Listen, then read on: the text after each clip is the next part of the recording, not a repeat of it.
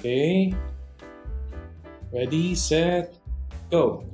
Hello guys, we're back here at Medium Rare for 2 and we're gonna review Drag Race Philippines Station Royale Episode 2. Episode 2, the Girl Group Challenge. Yes, I'm so excited. It's a girl group challenge and historically, like, the girl group challenge in the Drag Race Philippines Franchise. franchise. They're always very good. Yeah. Parang Pop of Ate, Boogs, from the third season? Dapat pakak. Dapat Pakak. Yes. They never miss. So of course, we also have a very special guest. Siya po ay top 5 finalist ng Drag Cartel sa Nectar. Ladies and gentlemen, let's welcome to the podcast, Marga Faye! Hey! Okay guys, hulaan nyo na lang kung sino kamukha niya. Everyone is chronically online. Sino ba to? I'd like to keep it on, please. Hi! Marga Face here. Yeah. Okay, pagod Ganda siya. ako. Dami ko kasing kliyente sa Kodrot. May kasalamang ka, Mhm. Mika Salamangki. Mhm. Mika Pikachu. Lahat na ng artista. Sige. Mhm. And Marga, I have a question for you. Yan. Asan ba si Cassie? Ay, wala mo nang papasok sa school. Naging Daniela Mondragon naman ako dito. Grabe, nababastos na ako dito ha. Let's cheers. Cheers, cheers, Pumunta cheers. ko nung akin. Oops. Ito po ang kanyang inumin. Siyempre, pag drag queen, dapat mangin. Cheers! Pero sa girl group challenge talaga, no? Dapat si Manza yung nandito ngayon. Di ako. You also can dance good naman. Ano ba? Give yourself some credit. Home Sige na credit. nga. Ay, nakatawa. We just want to thank our subscribers, our viewers from episode 1. Yes! I-view nyo rin to ha. Please po. And hit the subscribe button. Yes. Kailangan Tama pa ka namin dyan. ng mga 10,000 subscribers.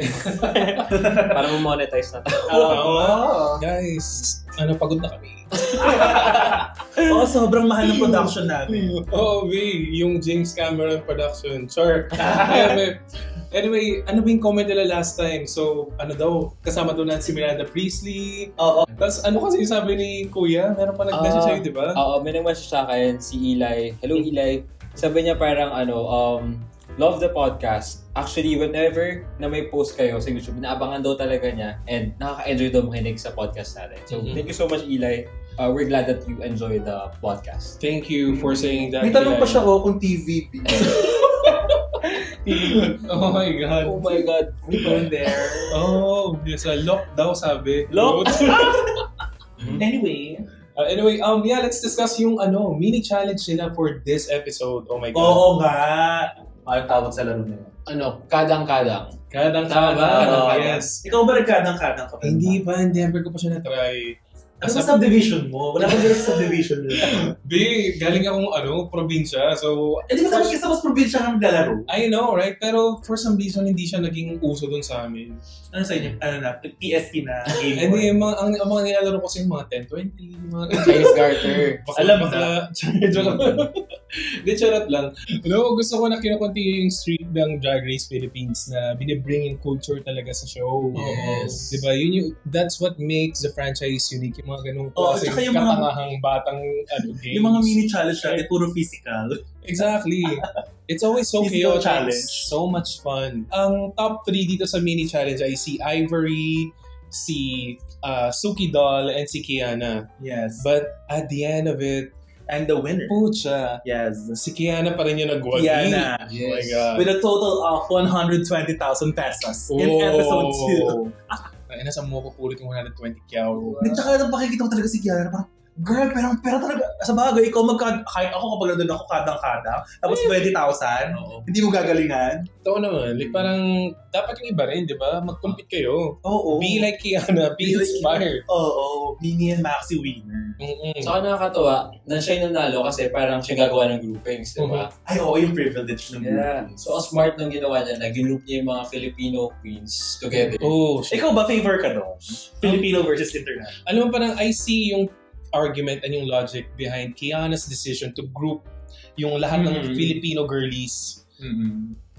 Siyempre magkakakilala. Tapos Tsaka parang communication, din. para pwede sila mag-Tagalog. Oo, pwede ng Tagalog. Tapos, syempre yung talent ng mga hindi, alam niya rin, di ba? Oo, Magagaling talaga. magkakilala na yung mga But at the same time, siguro from a viewer's perspective, gusto ko sanang na-mix sila. Mm-mm. Like parang, but that's me being selfish as a viewer. Pero wala naman ako dun sa mismong set. Dapat sinali nila ako.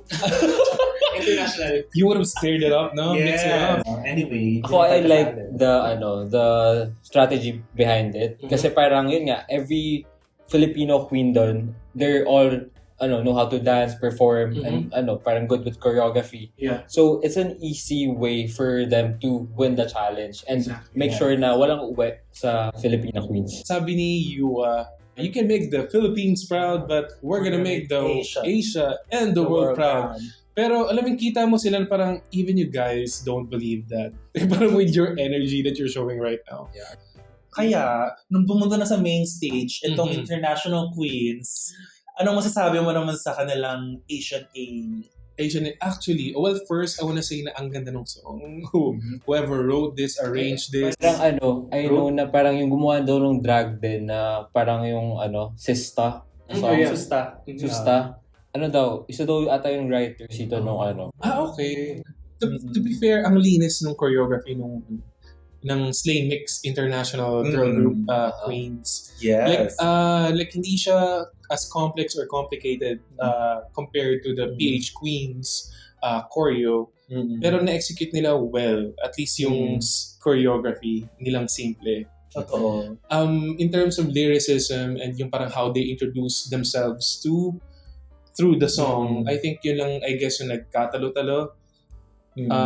For me, yung nag-accomplish lang ng ganong feat dun sa international queens are si Suki Doll, si Katie Space, and actually, surprisingly, this is probably a surprise to some of our viewers, si Something Wong. Yeah. So, Yun yung mga favorites mo. yeah. Ako ay sobrang nagusto ko talaga si Suki Doll. Sobra. Kaya itong score mo.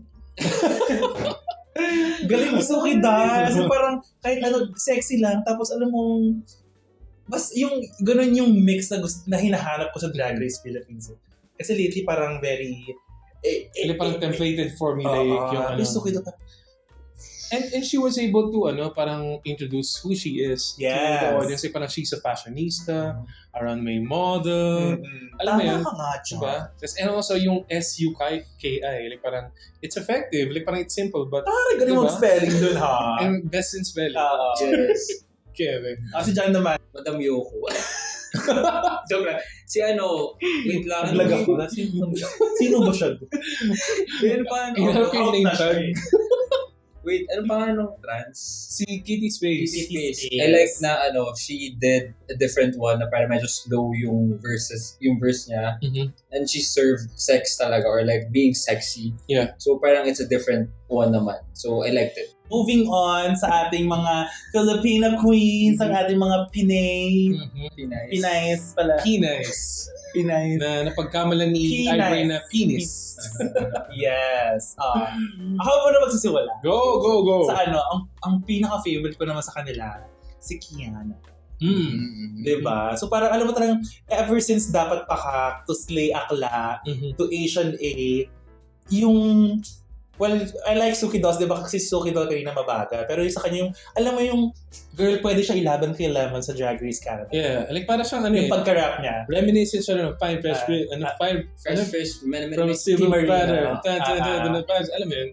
Yung beat na yun. Ako, for me, standouts are Linyas, Brigading, and Kiana. Like, for different reasons. Brigading, parang parang ginalingan niya na sa first season niya. Tapos dito, para mas pakita niya pa who she is, ginagamit niya yung star. Like, ano pa din naman yung lyrics niya about star. Si Linyas, parang she did good pa rin talaga. And of course, Kiana, for me, did the best. Kasi parang, alam mo yung V-drop niya, matutuwa si Cynthia Erivo doon, like, defying gravity. So, parang... Di ba? Mga kababayan nag-joke po. Di ba? Parang siyang nag-suspend sa air for a few milliseconds there. Try mo nga. Yeah. Yeah. Ako, yung top 3 ko dun sa PH Queens, first of all, they all did great. No? Pero, ang nagustuhan ko talaga si Kiana. Kasi yung lyrics, very snappy, very fast, very rappy. Yung moves, siya yung, I think, best mover dun sa, sa group. Si Arizona gusto ko rin kasi it's very Arizona, very vape couture, very funny. And also, On brand pa din siya. gusto ko yung parang bigay na bigay talaga siya. And yung pagkabigay niya dun sa moves, it's also very Paano yung moves Pinoy. mo? Like parang it's almost na kumakaldag siya. Alam mo yun? So gusto ko yung ganong fun element dun sa moves niya. And as well as Vinyas. Gusto ko yung lyrics niya, parang she told us that she's a singer, she's got the runs, she's an innovator. I don't know how she's an innovator, pero she said it. Anyway. Venus Deluxe is Venus Deluxe. Yeah, and the singing. With all the songs God. na ginawa. And very campy, no? Kasi even dun sa choreo niya, dun sa dulo, parang alam mo yun, yung parang hinila siya ng Queens. That was very Nakakatawa yun. funny. Ayun na nga. O, ikaw muna. Sino favorite mo sa Runway? Favorite ko yung kay Kiana. Kasi sa kanya yung may pinaka-obvious na movement. And I think ang prompt is tech, tapos may animatronics. So there should be movement, there should be technology integrated there. And I think clear na, ang pinaka-obvious may gumagalaw sa kanya na may robotics, Emeru, may animation, Chenaluz, tapos it's fashion and magaling concept. No? Like parang nature, tapos parang na mag-take over daw sa world and that shit. And she looks great. Yes. For me, it's gonna be Vinyas. Like, at first, it looks simple. But once na ginawa niya na yung reveal niya na parang tinapon niya tapos may mga fishes na mabibili mo sa Shopee according to Margafe. It's, parang yun yung brand ni Vinyas. She's a thinking queen. She's smart. She's camp. And ginawa na naman niya yun in her own Venus way. Yep. I like it. Tapos meron pang touch nung pearl sa may... Oh, yeah. Totoo. I agree. Yung sabi nga ni RuPaul na parang wink-wink na nudge, Chenaluz. Oo. Kasi ako favorite ko talaga yung Vinyas din. Kasi sa totoo lang ha, for me, it's simple. Pero yung simple na parang, yung may storyline pa din siya, wow pa rin siya. And ever since season 1 niya sa Drag Race Philippines, masasabi mo parang, mapapaano ka talaga, parang, naisip mo yan? Anong utak meron ka? Naisip mo yan? Parang ako parang, naisip mo talaga maglagay ng pearls talaga doon sa werot niya. Yeah. Diba? Kaya ang galing. Parang little touch lang yun, pero ang laki ng impact. Anyway, pero sa Filipino queens, diba? So they're all in the top. Congratulations. Okay, agree, disagree sa top 2. Okay, start naman tayo sa'yo. Okay. Yeah. At first watch, I thought it was going to be Kiana and Vinyas. Yeah, pero parang benefit of the doubt. Maybe hindi nila nilagay sa top si Kiana because yung marami na siyang pera. Give chance to others. Maybe. That could be it. Or baka like parang that's something that we have seen Kiana do. Like parang a lot of times before. Tama. So parang maybe they're looking for something that they're that's gonna surprise them. And like parang another case why she's not in the top, parang sa point of view siguro ng producers. Like parang hindi mo in-introduce kung sino ka ba dun sa song. Parang who is Kiana? Dun sa lyrics. Parang okay, snappy, dancy, you're gonna kill the competition. Mga ganun. So, but yeah, pero personally, I think she should have been top 2 with Vinyas, but I can understand why they did not put her up there. I agree with Ray. Like, I could have seen Kiana in the top as well. Because yun nga, like what you've said, she delivered good lyrics, choreography, and she had good stage presence talaga. Like, strong. Like, she deserves to be in the top. But I guess they want to level out the playing field na, give chance to others because Kiana's been in the top for the past week. And then let's put Vinyas and Arizona in the top just to, parang i-ano din natin, like, put more horses in the race. I agree with that. Horses in the race. Anyways, meron ako sa totoo lang. Well, yeah, I agree with her resident host. Na Kiana should have been in the top. I like her lyrics and all. Alright. Pero clear winner talaga si Vinyas. Saka Venus gave, parang levels, reveals, Yes. the words. Yeah. Like, Maganda lahat. maganda. From runway to the girl group challenge. Mm. Kaya congratulations, Venus. Kaya baka naman naman 80,000 dyan. Doon ka na sa medium rare for 2. Pinagdun eh. Oo, pambili namin ng backdrop para di nakita yung aircon. Nanalo si Venus, pero apparently, someone has to go home, which is something wrong. Yeah. Kaya, I- what's your reaction to that? Ano siya? But I feel like... Kasi parang love na love mo si something mo. Oo, kasi parang she gives good TV. Yung parang pero... Grabe ka naman sa BB ko, Ivory. Sorry, I love Ivory. I saw her sa Arizona bonding dun sa Hosick event on Sunday. She's great. She looks great.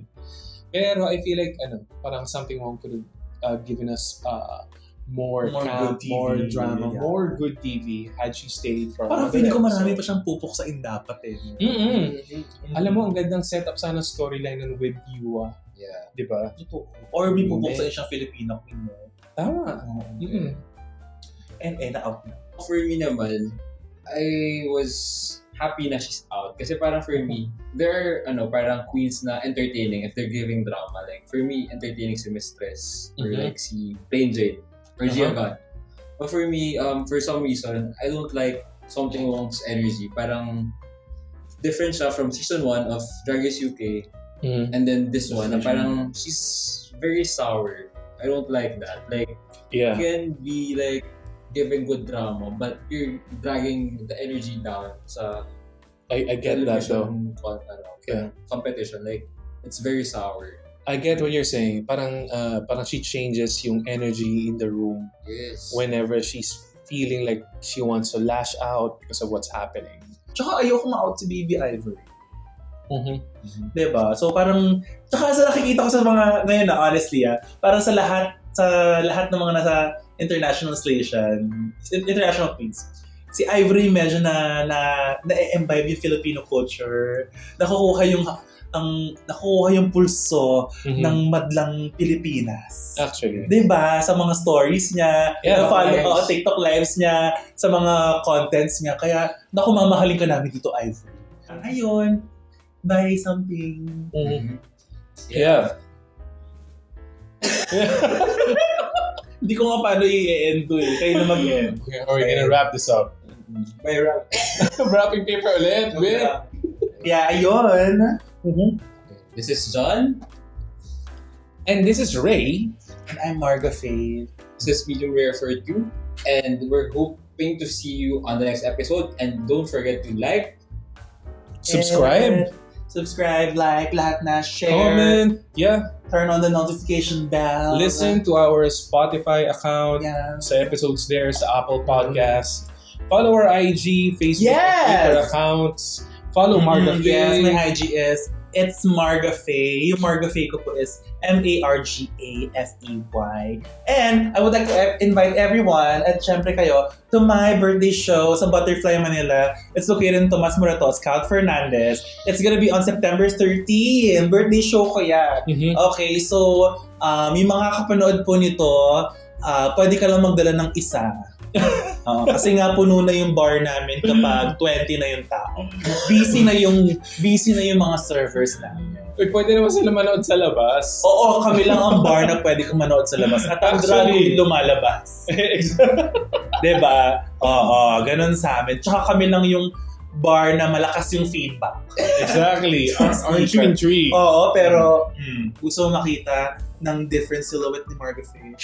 Ayan. Please follow sa aking Instagram and see you sa aking birthday show this upcoming September 13. Sa amin si Marga, like, she can perform talaga. The House Down Boots, Mama, Yes, God. Sali mo ko episode 3, Station Royale. Magugulo na lalabas ako. Bigyan lang dun. Anyway. Okay, I think nasabi naman na natin lahat. Yes. We can probably wrap this up and say our goodbyes. Yes. Bye. See you on the next episode, guys. Bye.